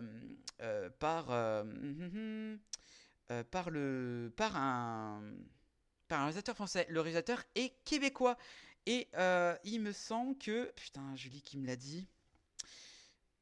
J'allais dire Ken Loach, mais non, c'est Ken Scott, pardon. Ken Scott, et ça se voit par rapport à sa façon de filmer les emplacements, filmer les personnages, que ce n'est pas que du tour par tour. J'ai l'impression de parler de JDR. Enfin bref, voilà, ce n'est pas que du tour par tour, voilà, du classique français. Alors attention, quand je dis classique français, c'est pas pour dire que c'est de la merde. C'est juste que ça change d'avoir des acteurs qui sont œuvrés par une personne de la francophonie. Le petit est belge. Et oui, le petit Roland est belge. Et c'est plutôt... il joue bien, le bougre. Il joue très très bien. Il est chou. T'as envie de le prendre par les joues. T'as envie de faire... Ah, il est trop chou. Bref. Et le fait qu'il joue très bien, une personne qui qui n'arrive pas à marcher parce qu'il a un pied beau, voilà. Et le fait que durant cette comédie, durant à peu près une heure de film, peut-être un peu moins, parce que 1h42 quand même, Le film dure une heure et durant cette heure, vraiment, c'est tout le bienfait de ce film et va durer dans cette première heure. Cette première heure où il y aura le drame qui va être mis à côté avec l'humour et vraiment un peu le côté insolite. Le fait qu'ils essayent de tout faire pour que Roland ne soit pas chez la DAS, si on peut dire ça comme ça. Et c'est un peu loufoque. Tu sais que Leila Bekti joue la carte de la mère vraiment de mauvaise foi pour garder et qui essaye. Elle le sait que c'est pas bien, mais pour elle, tant pis, elle irait en enfer pour son fils pour qu'il soit super bien. Ça marche durant ça. Par contre, c'est là que le bas blesse, pardon. Les 40 dernières minutes, il faut en parler. Alors, en fait, effectivement, pour répondre à ta question, Pawa, il y a Jonathan Cohen qui ne fait pas du Jonathan Cohen. Alléluia, incroyable! Jonathan Cohen est très sérieux dans ce film. Ce n'est pas Marc Duflambeau, ce n'est pas Serge le Mytho, mais il joue quelqu'un qui est surprotégé par sa mère, qui ose vraiment rien faire contre elle. Et pourtant, il essaye de lutter et tout, de la manière toxique, parce que tu aimes Leila Bekti au départ, vraiment durant la moitié, et ensuite elle devient toxique. C'est là que j'étais un peu mi-film mi-raisin quand je suis ressorti. J'ai dit, alors pourquoi le film bonifie, glorifie même la relation toxique de la surprotection de la mère. Là c'est du genre, en fait à la fin, Jonathan Cohen qui est très bon dans le film, qui ose pas faire des choses, il va lui arriver des drames, il va lui arriver des épreuves dans la vie où il y a un moment donné, il y a une épreuve, il y a quelque chose de très beau qui va arriver où Leila Bekti essaye de mettre des bâtons dans les roues de Jonathan Cohen, Roland, et il va essayer de quand même de se faire du bien. Il va en parler avec sa fille du genre, c'est vrai que mon père, j'en ai jamais trop parlé parce que mon père, il a toujours été effacé par ma mère. Et là, tu te dis, waouh, pour beaucoup de choses, je pense que ça va résonner pour beaucoup de personnes, peut-être pas pour vous, mais les spectateurs qui ont été le voir, ça va résonner dans le sens où peut-être la mère surprotectrice, peut-être un des parents que vous avez eu était effacé, et pour vous, enfin pour ce personnage-là, c'était juste, oui, c'est mon parent, mais j'en connais pas plus. Et en fait, il y aura une scène de restaurant silencieuse, mais ils vont se comprendre. Et ils vont se comprendre le fait qu'ils vont se rattraper avec les mois qu'il leur reste, on va dire ça comme ça, hein, sans spoiler, avec le peu de temps, parce que quand même c'est des corps vieillissants et tout, les parents, enfin le père, et ben ils vont se comprendre et il va faire cette scène va faire évoluer les personnages encore plus de Jonathan Cohen, alias Roland, et c'est super bien parce qu'il va voir vraiment ce côté toxique, et ne voulant plus voir quelque chose à faire avec sa mère, il va vouloir construire sa famille. Et je pense que beaucoup vont se dire, moi aussi, ça n'a pas été ça a été dur par rapport à certains cas avec ma famille ou certains parents, de vouloir créer ma propre famille, de vouloir créer ma propre identité, de voir un bonheur sans pour autant être aussi marquant négativement d'un de mes parents. Et ça, c'est très bien retranscrit. Problème, c'est la fin, ça glorifie vraiment le côté mère. C'est du genre, elle est vraiment le fantôme, elle est toujours là sur son épaule afin de lui dicter sa ligne de conduite. Et ça marche pendant la moitié, comme je vous l'ai dit, mais le restant non. Quand tu es adulte, non, tu laisses ton fils, tu laisses ton fils aller faire son propre destin. Voilà, tu fais ton rôle de parent, tu peux faire être avec lui, mais jamais, mais au grand jamais, sinon rien à voir. Mais j'adore ta chaise, John. Ok, merci, c'était voilà. Mais il y avait une chaise qui avait même un chat dessus. Voilà. Comme quoi tout peut arriver, et si Jonathan Cohen peut devenir un bon acteur, j'ai espoir que Jey Uso devienne un bon catcheur. Oh, incroyable, j'aime la ref. Et c'est dommage parce qu'à un moment donné, elle va devenir carrément, on va dire, un fantôme, un souvenir, si on peut dire ça comme ça. Mais et pourtant tu glorifies, et à la fin t'entends merci maman.